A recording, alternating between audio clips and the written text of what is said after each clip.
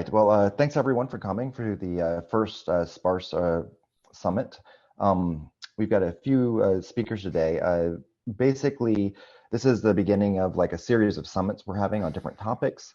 The goal is to try to figure out how to get interested people and participants from different projects that are interested in some technical aspect that has a cross-project impact together to have discussions.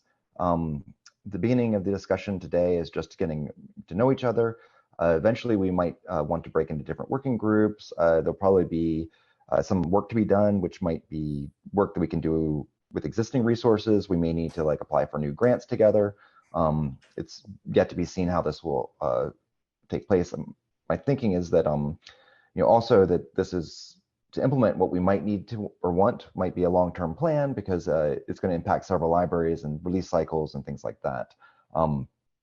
That said, I don't think there's much else to do ahead of time. I think everyone's hopefully gotten a little bit of background, but if anyone has any questions, we can do that now. Otherwise, I'll ask Dan to start.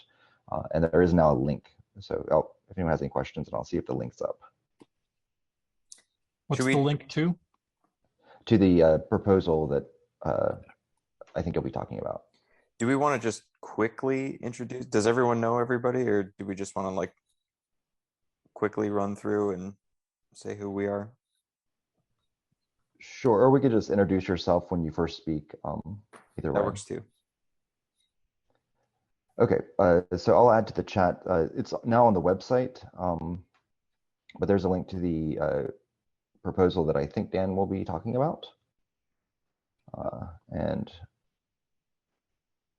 with that, I guess, Dan? Great. Oh, and sorry, I'm going to be, just to let you know, I'll be keeping time.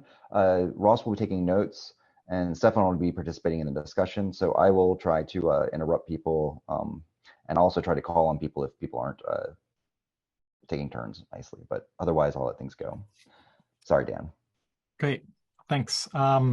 And thanks, Jarrod, and Ross for organizing it, and Jarrod for putting it together too. So my name's Dan Schult. I'm professor of math at Colgate University, and I work with NetworkX. I'm interested in the sparse world from the network perspective, but also interested just from the generic data structure perspective as well. We have this new grant from CZI. It's going to be focused on how to refactor / improve, centralize, whatever you want to call that, all these ideas for sparse arrays. And we're going to be focusing on putting that in to SciPy. There's already an incredible amount in SciPy, in the SciPy sparse matrix setup. And Stefan and Jarrod have recently, meaning in the last year, maybe two, worked on getting an array interface into SciPy. So that's on top of the SciPy sparse matrix data structure. And at the moment, it is just a front end in some sense. It's calling all of the SciPy sparse matrix stuff in the background, but it gives a different interface to it. So it gives the array semantics to the matrix data structure behind the scenes there. The grant is to build on that work, well, include that work, but that work is largely done. I think that there might still be something that I don't know about, but Stefan and Jarrod can talk more about that. One of the first things we'd like to do is introduce a 1D version of the sparse array so that, for example, when you slice or reduce a sparse array, you don't necessarily get a dense thing, and then you manipulate the dense thing and with another dense thing, and you get back to the 2D world, and suddenly you're dense. So that's one feature that we would like to put in place. And we would also like to work with SciPy to try to transition from the matrix data structure to an array, sparse array structure. how do we make that transition? What features should it include? What behaviors should change or not change? And how do we assure easy adoption? That's probably one of the main things this group should focus on in terms of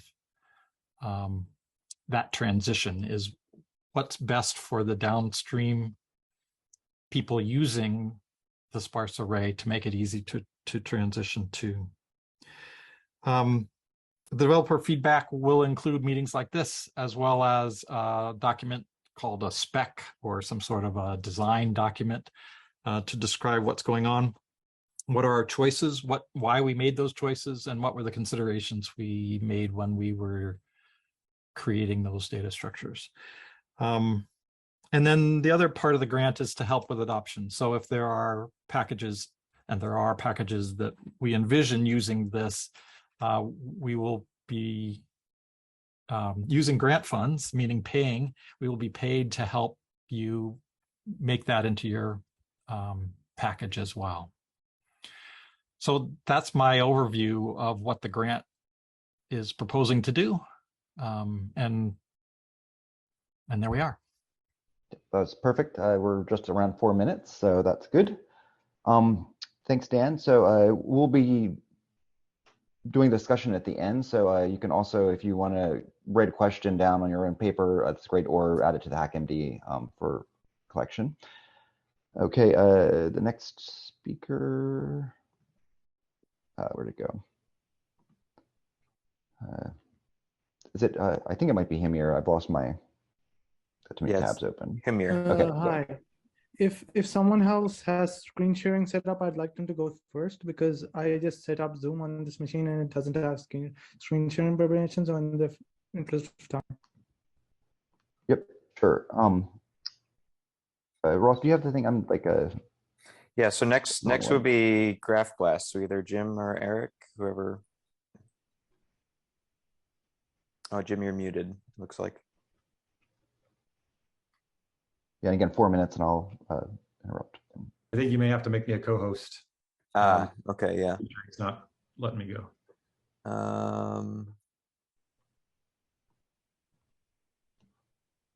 Okay, all participants should be able to share now. Okay. All right, hopefully you can see my ugly PowerPoint. All right, so we're going to talk about just GraphBLAS. In case you don't know about it, this is sort of the stack from the mass spec all the way up to algorithms written in Python. So at the lowest level, GraphBLAS is attempting to solve graph algorithms using the language of sparse linear algebra. That's the foundation. On top of that, there's a C API spec, and on top of that is the main GraphBLAS implementation that people know about, Sweet Sparse GraphBLAS, written by Tim Davis at Texas A&M. It's a fantastic library. On top of that, there are bindings for Julia, MATLAB, and Python, and probably others in the future. So this binding level just does like matrix multiply, element-wise interaction, and others. So then there's one more layer on top that's actually the algorithms that we write. And NetworkX right now has its own pure implementations in pure Python. Also delegates out to SciPy Sparse. And some future work is going to delegate out to this GraphBLAS algorithm. So that's coming in the future. To just explain the details about GraphBLAS, some of the highlights. First of all, missing is never interpreted as 0. Kind of a key thing. We have this concept of semi-rings, which is in matrix multiplication. You normally go take a row and you multiply the elements together and then sum them up. And we call that the plus times semi-ring, but there's other things where you could take the elements and instead add them together. And then when you're aggregating them, you take the minimum. We call that the min plus semi-ring. Why is that useful? When you do a bunch of matrix multiplies using this semi-ring, you build the single source shortest path. So it's using something like a matrix multiply is one step in a breadth first search when you treat the matrix a sparse, a square matrix as an adjacency graph and other things. So that's there. We do masking. So even if you're going to do a matrix multiply, we take the output and say, feed it through the mask. And that is all just one single GraphBLAS call, which says that if I know I only care about 3 of the elements, then the library will only do 3 of the matrix multiplies. It doesn't throw away all the work. So it's very performant if you know that you're only going to be operating on a couple of your vertices using the linear algebra. It supports lots of internal formats, the normal CSR, CSC, but also doubly compressed, masked dense. And it's highly tuned using OpenMP, so it'll use all the cores on your machine. It's got lots of kernels for dealing with all these things, very performant. We've added a 0-copy import and export of the underlying dense matrices, or sorry, dense arrays. We can get back out as NumPy arrays, so it's actually pretty easy to go from GraphBLAS to SciPy, Sparse, and others, pretty 0-copy, just kick those in. GPU support is forthcoming. And then there are some things that it doesn't, there's no direct solvers or other things. So because this is focused on graph algorithms, it's not quite ready to be a general purpose sparse linear algebra for everybody, but we hope that it will someday. A couple of quick benchmarks. So this is just someone did some benchmarks on PageRank inside of NetworkX using NumPy, which is not surprising. It does terribly when you get really big because it's dense. NetworkX, if your Python is okay, but SciPy Sparse always wins because it's sparse. And then PageRank, but using GraphBLAS now, these are real data sets, and we can get speeds of like 20x speed up over the SciPy implementation, probably because it can do the multi-core. But just to show you that, like, Tim Davis is world-class expert. So GraphBLAS is a really highly tuned library. So that's GraphBLAS. One other bit of collaboration that we're looking at is a binary sparse storage format. Matrix Market is kind of the CSV version. So within the GraphBLAS community, we're trying to find a way to have some binary storage, but obviously this expands not just to GraphBLAS, but to any sparse array step. So another avenue that we'd be interested in collaborating with. But that's GraphBLAS. Great. Thanks, Jim. Hameer, are you ready again, or? Yes, I am. Perfect. All right, Hameer. Do you need a screen share or? Start sharing until someone stops. Yep. Okay. Okay. Thank you. Okay. I'm going to share my entire screen, and just confirming. Can you see that? Yeah. Yes. Okay. So I'm going to talk about the future of PyData Sparse and what's been in the planning for let's say at least a year and a half now, but I really haven't gotten time to work on it. I should have time, let's say more time about 3 months from now, but right now there's little time. That said, a GSOC student has been working on some of the concepts, and we do have some stuff working. Okay, so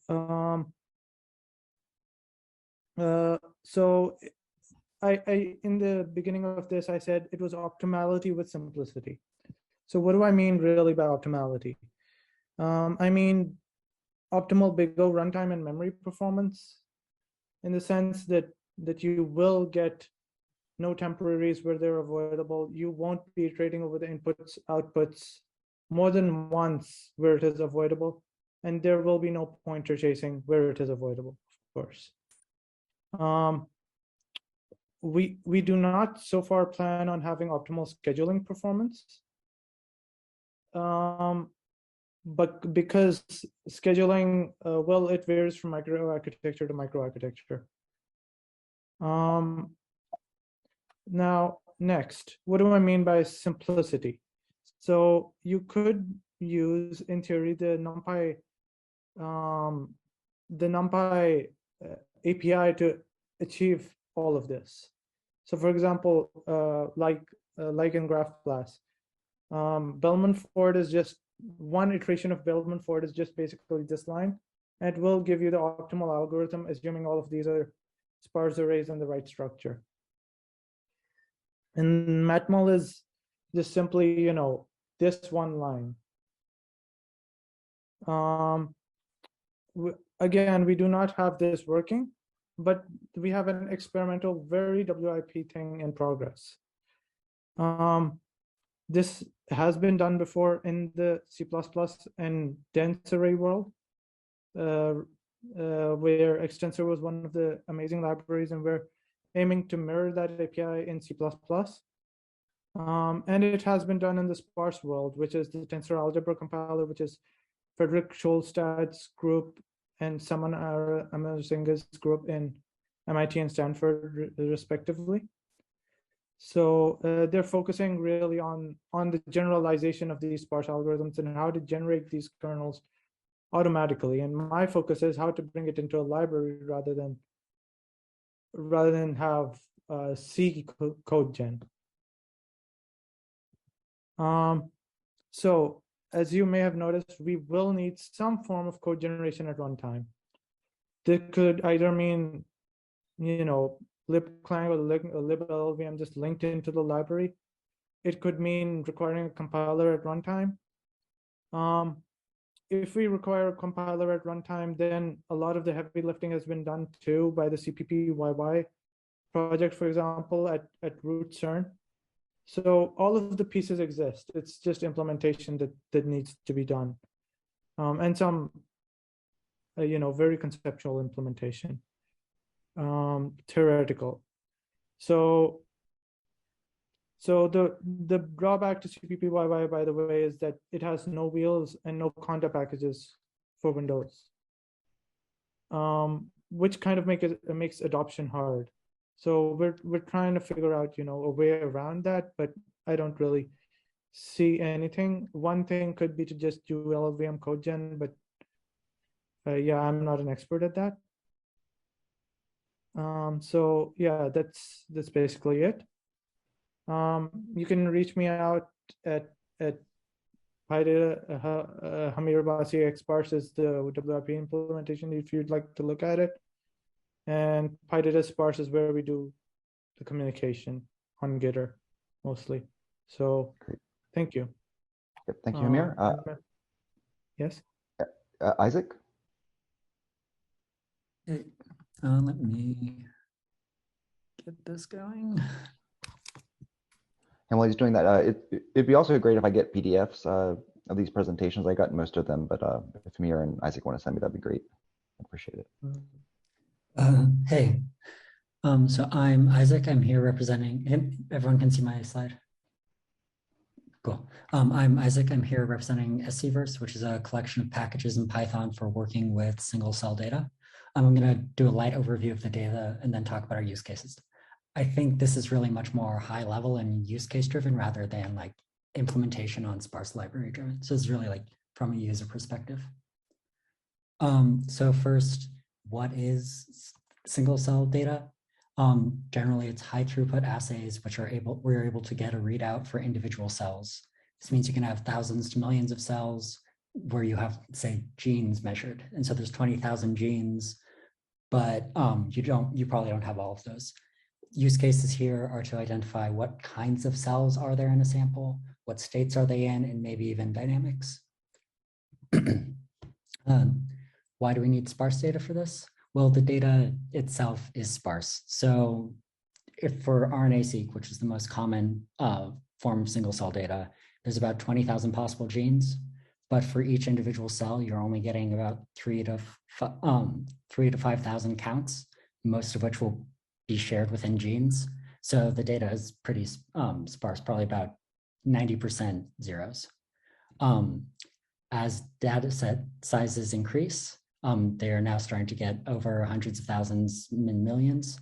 It's really important to store that as sparse for memory usage. As on the right, there's a figure of how many data sets are being generated per month. And below that is the size of the data sets. And, both are, up and to the right generally. Sparse representations have proved very useful for us for memory usage and reducing compute time. Graphs are also important for our domain, they can be represented as sparse arrays. In our normal workflow, we go from pre-processing to a UMAP visualization to clustering to some sort of feature importance, and then looking at trajectory inference. All of these steps, the visualization, the clustering, and the trajectory inference are all based on a graph representation of the data. This is generally a nearest neighbors network, which then uses the UMAP weighting, and then we do something on top of that. we're also starting to move into a field of spatial transcriptomics or spatial measurements, where we actually have individual cells on a slide, and then we can have some measurements for them. And so we now have spatial graphs of cells, which has a lot of other interesting things we can do with it. And in particular, we're looking at doing a lot of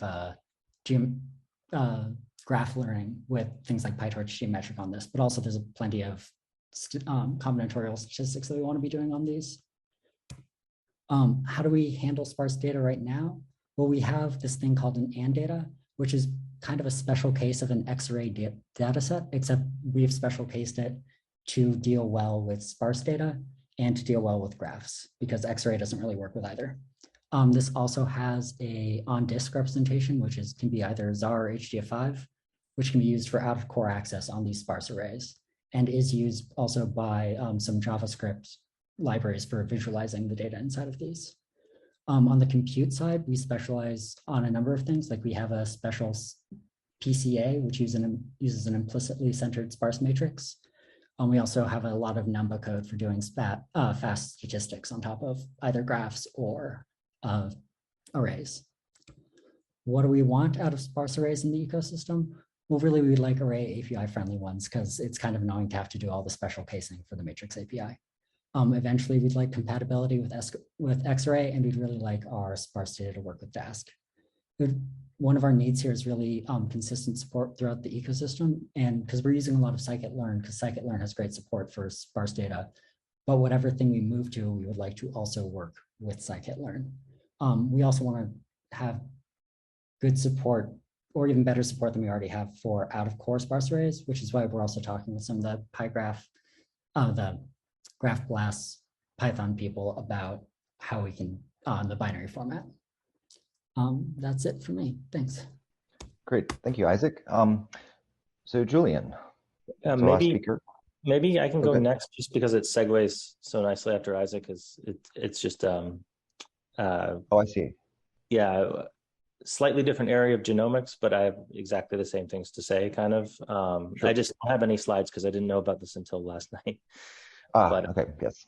Yeah, so yeah, try to keep it 4 minutes, and yeah, I'll keep it really quick. Maybe I'll just if I can quickly share and kind of talk about so the data. So I'm an assistant professor at UMass Medical School, and I work in a field that's not single cell genomics, but it's technically called 3D genomics. And the data we deal with is essentially what you see here, and you can think of it as a really large multi-scale sparse matrix. It doesn't look very sparse at this scale, but as we zoom in, you'll start to see it update. So this is a heat map, and you can see that it can be treated for many intents and purposes as the adjacency matrix of a graph. It represents actually the frequency of contact between pairs of locations in the genome. Those are the two axes you see. So these are kind of labeled arrays, and the sparse density of this array, it gets denser as you're closer to the diagonal within what we see here as a chromosome. But as you can see, there are essentially billions of events that are recorded in any single one of these data sets. But naturally, as many billions as you want to sample, you're on a lattice that is 3 billion by 3 billion.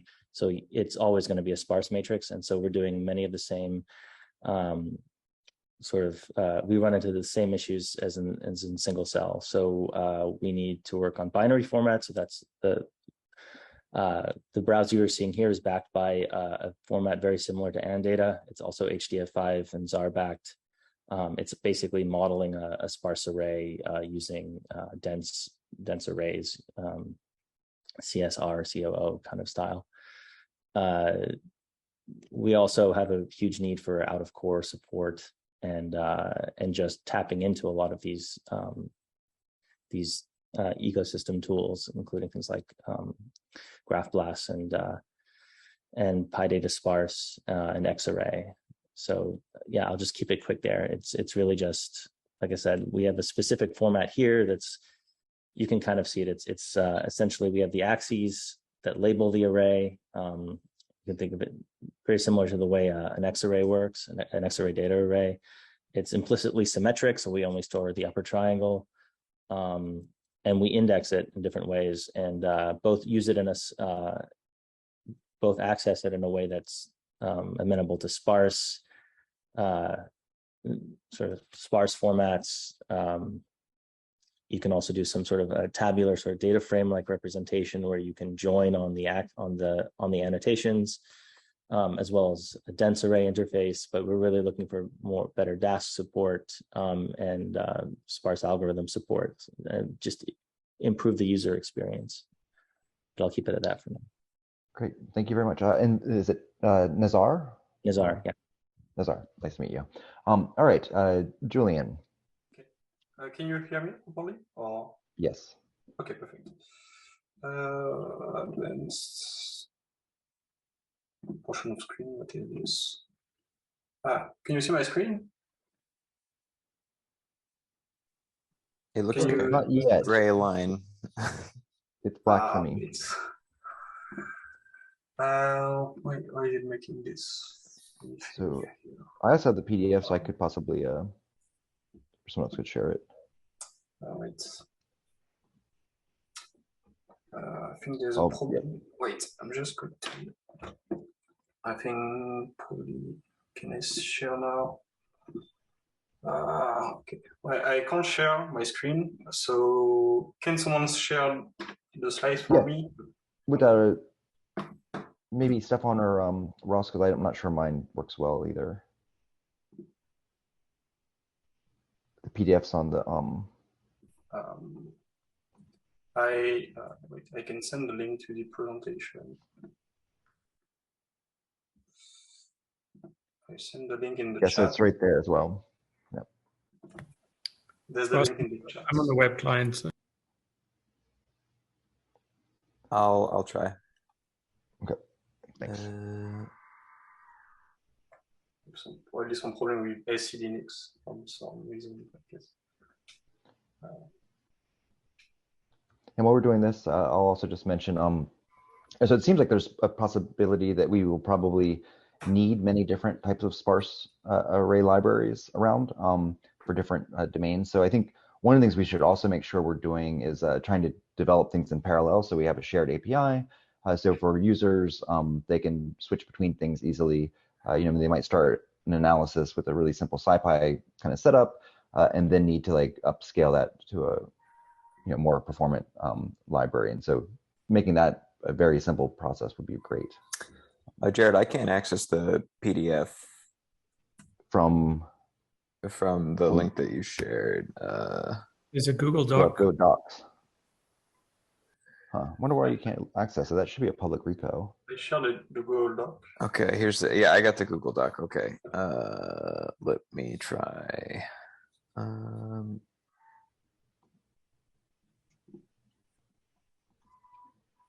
Is this good? Yes. Okay. Perfect. Okay. So I think I can just say next. Okay. So yeah, sure. Okay, perfect. So hello everyone. Today I'm just going to talk about sparse data in scikit-learn. So the context is that basically scikit-learn supports sparse data via SciPy sparse matrices. Next, there are several formats that are implemented by the library, such as shown here. So those formats here are kind of like simple formats that are used in some cases via SciPy's Python API, and their use cases are all covered next.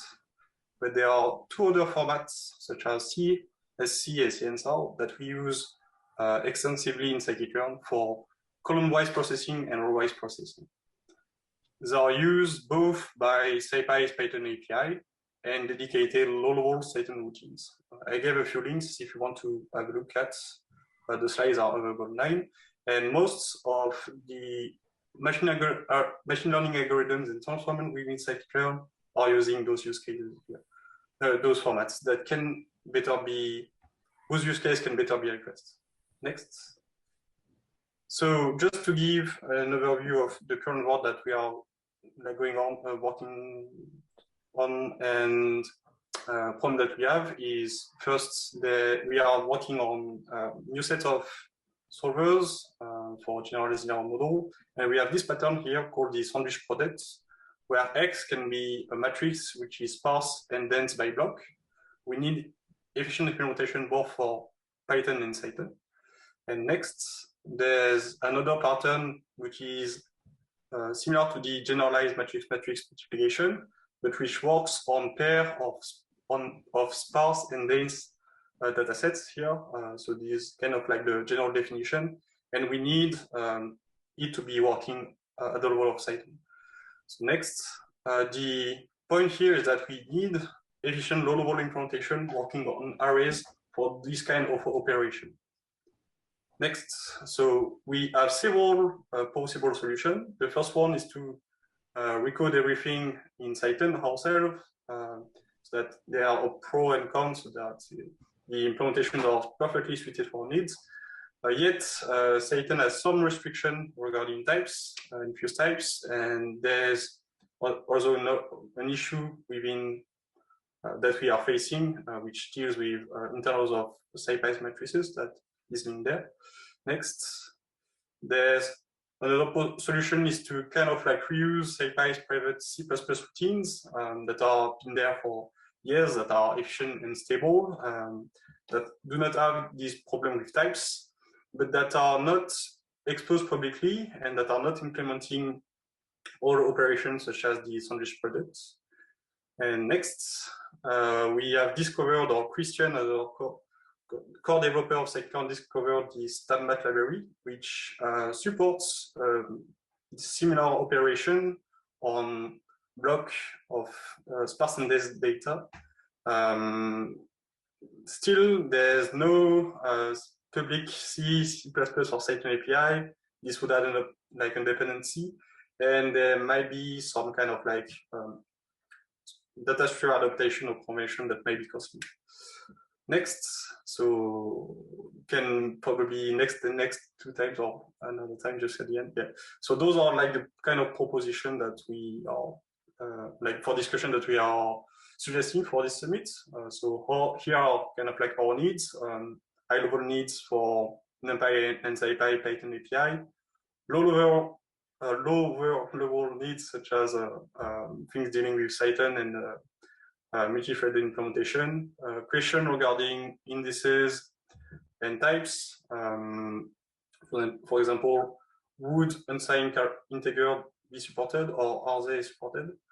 And just a remark regarding the PyData Sparse projects, which might be interesting for the community, but I'm just like wondering whether it might be useful for our case.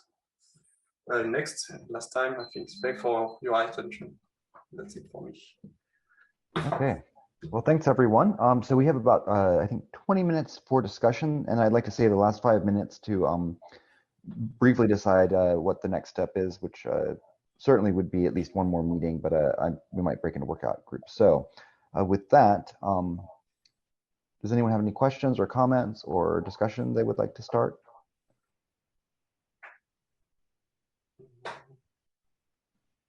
Sure, maybe I could jump in. I'm CJ. Okay, my video's here. I am a maintainer for SciPy Sparse. My background is that I kind of like chanced my way into working with SciPy Sparse as a grad student because I was doing a lot of graph algorithms, and it was a natural way to represent my data. And I sent too many pull requests, and they said, "Hey, you're a maintainer now." So I mostly come from the graph background, and my current work at Google is all graph related.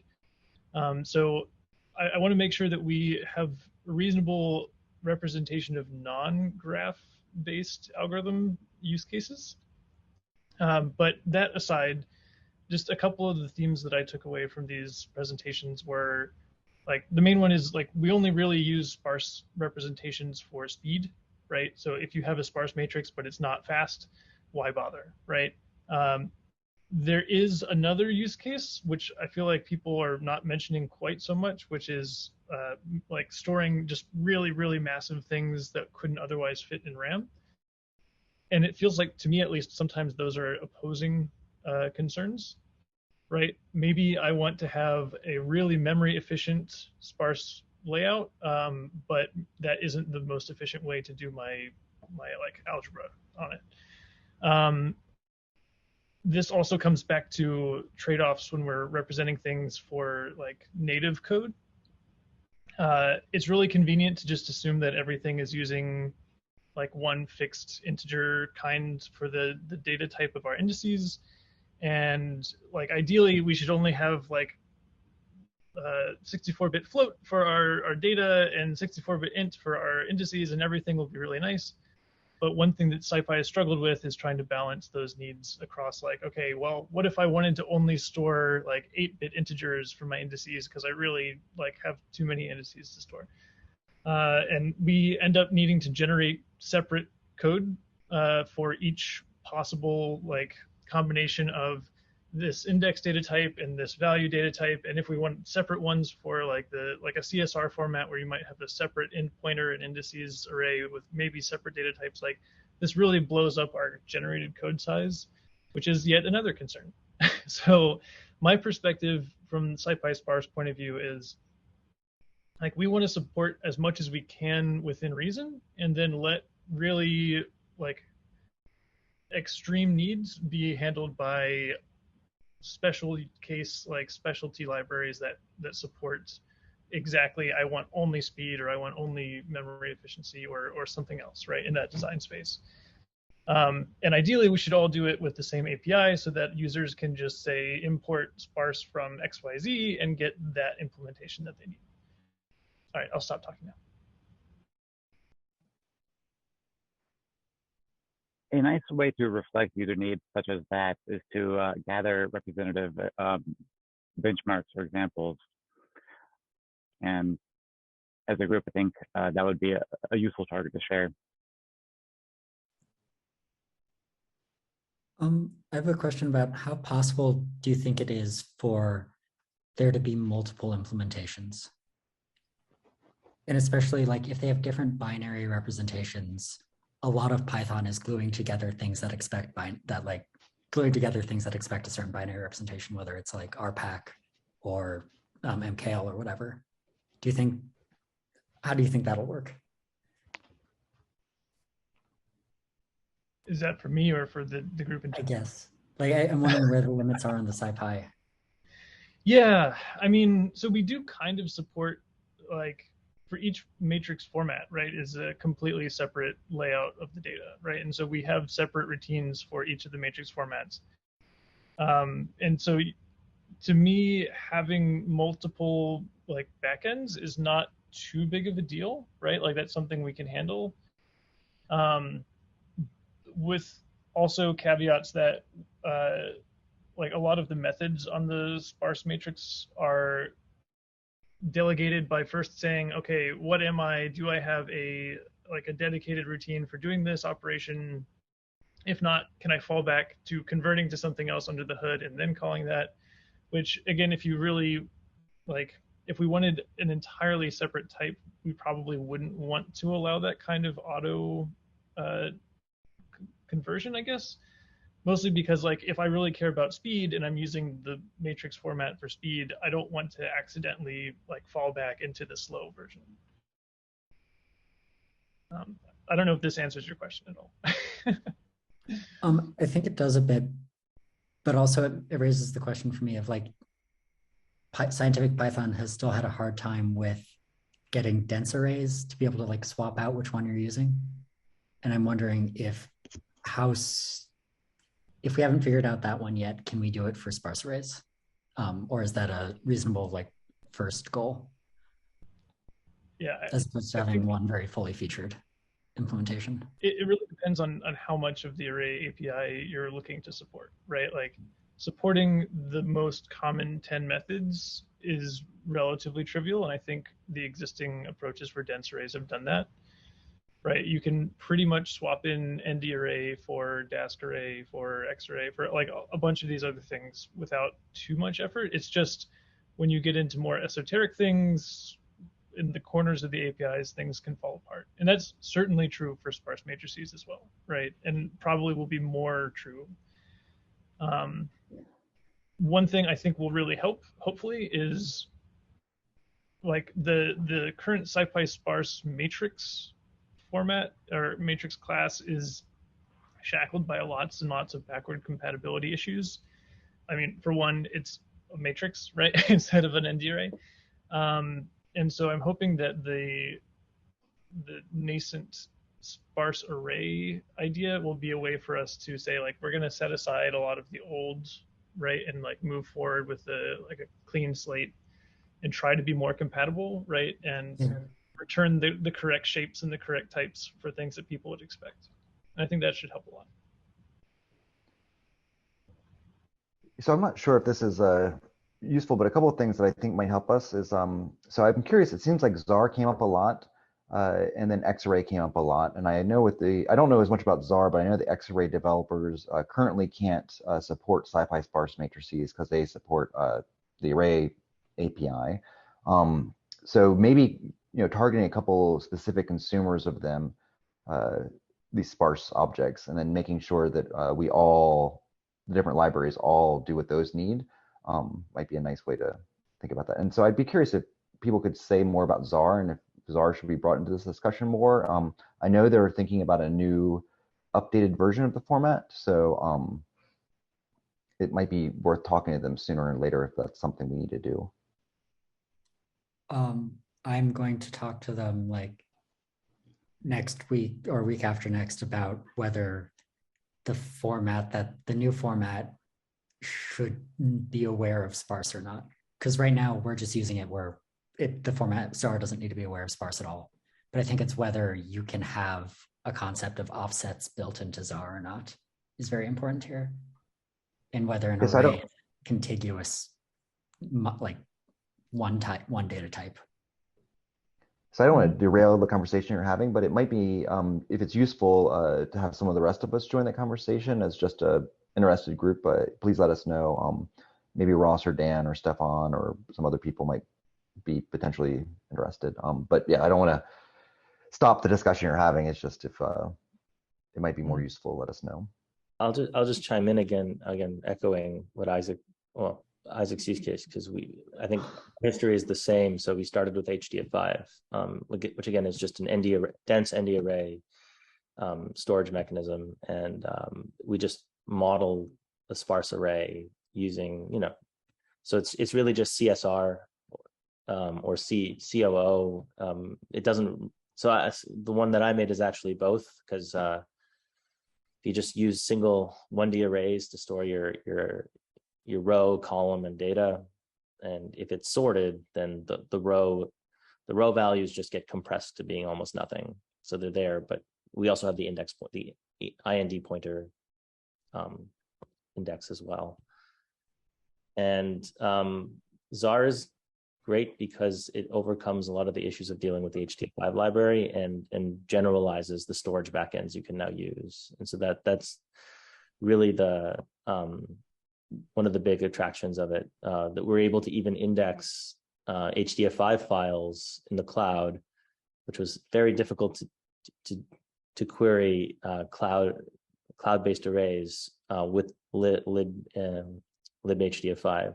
But with ZAR, you can actually index it with something called kerchunk and read it through ZAR, just completely bypassing native HDF5, and it's faster. It's just lots of benefits. The secondary idea is that whether ZAR is willing to make sparse arrays a native data structure that it understands, that's interesting. I think another thing that I always run into when I'm thinking about sparse array representations is that a sparse array representation is very closely related to a tabular representation. So if something like ZAR were to become tabular data aware, then you could potentially represent sparse arrays with a couple of tables and indexes. So I'm gonna chime in here. Sparse data, as Carey knows, is a lot of it has a lot of different formats, and not all of those. I'm very hesitant to believe that ZAR would be willing to support some of those formats. That said, COO or tabular data would be one thing I think would be particularly trivial to support. in that sense. And the second, CJ Carey talked about different indices and so on. I do not have trouble believing that the code generation size goes up, but this is why in PyData Sparse we realize that in PyData Sparse or XSparse as the WIP version outside of the main repository is called, we realize that you literally can't code gen everything you have to do it on the fly. So we do the same thing for kernels. So kernels are code gen on the fly, and when you do your computation, we do the same thing for indices of or index types. We do the same thing for formats even. So across formats, you can even mix, like, for example, formats and get a kernel out with 3 arrays of different kinds fed into NumPy.where, for example. Yeah, and I agree that that's really quite powerful, and it's something that you need to do if you want maximum performance with the maximum number of permutations. But it's also something that SciPy just in general can never really support, right? Because one of the basic things for SciPy is you need to be able to run it without a working C compiler. And yeah, so unfortunately, that's just not something we could ever do for SciPy. But this is why, as I said, like having multiple different implementations of the same sparse API, I think is going to be the way forward.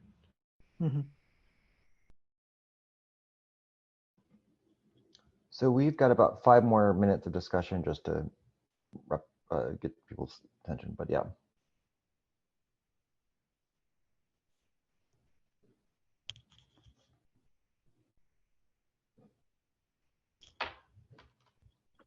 I'll just toss out on the priority scale, how important is, n-dimensional sparse tensors versus getting the, vectors and matrix, just 1D and 2D working really well in cross-platform.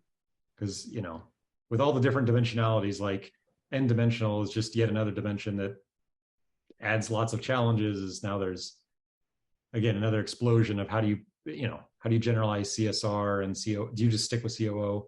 So for everybody, like, how important is that aspect to your work? I guess for the scientific Python effort we're doing with this grant, we are going to start by focusing on the 1 and 2 dimensions, but that's only because one of our real goals is to get rid of NP matrix. So the SciPy sparse is a way to do that as the first step, but we also care a lot about sparsity. The other thing is some of us are NetworkX developers, so there we care about the 2-dimensional version as well. But we do want to think about the n-dimensional version, and I think especially with the API thing, we want to make sure that it's possible that as the higher dimension ones, you'll really want performance, so you'll probably go to one of these more performant libraries. But it would again be nice to be able to prototype small examples in SciPy before you bite off the larger amount of work.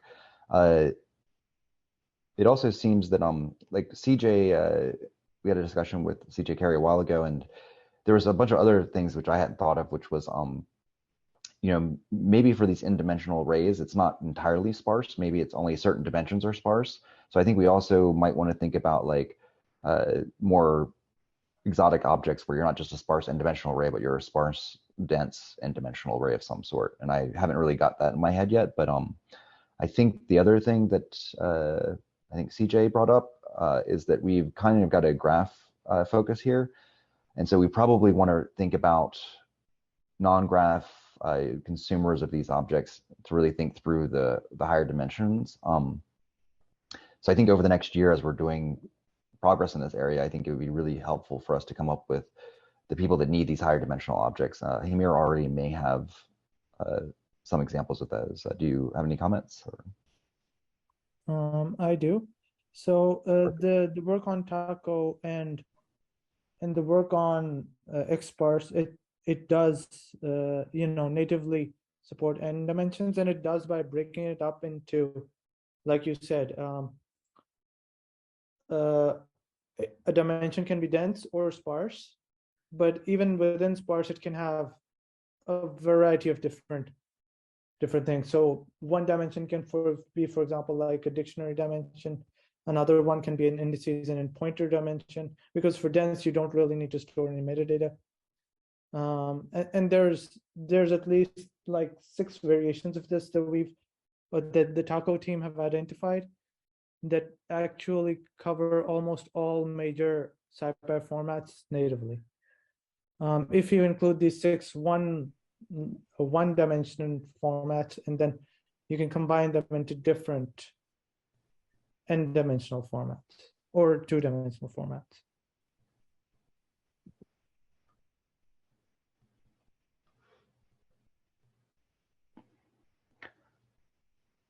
Okay, so it seems like we're winding down, and we're basically getting to the mark, and there's no reason for us to go longer than we need to. So my thinking at this point is that we really have a lot more to discuss and implement. So I don't want to become an overly heavy meeting group, but I think we probably want to follow up at least with one more meeting, maybe in a month or 2 months. And also I think there seems to be some general agreement that we're totally buying into the idea there's multiple implementations, and that there's really a need for an API unification, which may not be that hard or may be hard, but it's also, even if we've already implemented the same APIs, I think we need to have a spec, or would be nice to have a spec, which are the scientific Python ecosystem coordinating documents, such that if a new library comes in, they implement the same sort of spec. It also seems like we need to reach out to maybe the X-ray people and the Nezar people, which are in process. So for the spec process, I don't know if we need to do anything right away, but basically I would want for that to have many authors on that. And then this would be, the spec itself would be a fairly high level document, but then we would probably point to a much more detailed discussion about all these format issues. And then I think that this would be a good start of that group, but we probably want to think about it, inviting more people. Yeah, so what do people think? Is 2 months too long to wait before the next meeting? Is 1 month too soon? I'm not sure about timescale, but I think it might be useful in a future meeting if we can have, or maybe aim to have some representatives from some of the, either back end or front end people like X-ray, Zar, because I think their perspectives would be useful, and that's what a lot of, us and also users would be interested in. So that might be something useful to aim for the next meeting or a future meeting. That seems good to me. So I guess for a technical thing then, so I think Ross is, well, maybe I'm speaking for Ross, but I think Ross is willing to do some of the organization on this, but I think it would be nice to maybe have 1 or 2 other volunteers to be willing to talk to Ross about, like, oh, here's someone we should invite or not. So I know some of you have already been working with him. Is there anyone that would be interested in helping plan the next meeting and that kind of thing? It'd be pretty minimal. Isaac? Yep, that's great. And then and it seems like Zar and X-Array are the 2 most obvious, or maybe Dask. I did talk to some of the X-Array people recently, and I know that they're interested in this problem. And I did talk also, because we just came from the NumFocus project summit, so I was talking to Zar and X-Array people. I also know that the Zar community wants to get more involved with scientific Python, so conceivably that desire might be a useful thing to leverage when we're thinking about the Sparse thing, because this would be a nice concrete first step of a use case for that. And Isaac, are you also talking to the Zar folks as well? Yeah, we have, okay. I have a couple projects going with them. Great. And then I guess the other thing is, it sounds like Hameer was saying that in 3 months that you might have some more time to develop. Potentially. Okay, but probably not sooner. Promise 100%, but yes. But I guess maybe so. Yeah. So maybe we could do some background stuff. So if Isaac and anyone else that can get involved with talking to X-Array and Zar, and then have that as the next meeting. So let's tentatively plan that between 1 month and 2 months from now, we'll have a meeting. And then I don't know if we just want to send out when is good, or is this time in general good for people? and just stick to the like a regular schedule every 2 months or something? I think like this time next month is going to be difficult for me. Okay. That's specifically next month. Yeah, so maybe what we'll do is we'll keep this time slot, but then we'll offer like 4 different weeks that we could meet on this time slot, and we'll see who can meet on the most of them, just so that we don't have too many when is good to deal with. And so if general people might want to try to keep this time slot free, that'd be useful to make it easier to meet again. And also, I think if you can come up with lists of people that are consumers from non-graph, especially for n-dimensional stuff or one-dimensional stuff too, that'd be great. Okay, anything else that people need to comment on? We've got a couple of minutes, but I'm happy to end early. For the next meeting, I don't know if this fits into the scope of a meeting, but I'd like to learn about these formats for storing higher dimensional sparse arrays and how they work. So maybe we can have a presentation on that. So maybe, Hameer, we could recruit you. Yes, of course. I would be willing to give one, but they're already pretty good ones, and I don't think I could beat them. I could definitely point you to them. I could Yeah, so also maybe we give could- a like why not taco presentation. Oh, that would be great too. Yeah, so why don't we get some links and do some homework as well? That'd be very useful.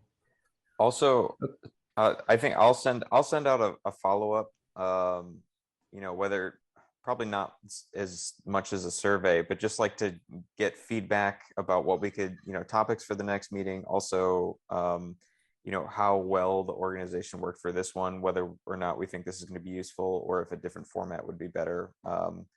But I'll send that out over the next couple weeks and collect feedback, and then we can use that also as an opportunity to collate topics for future meetings as well.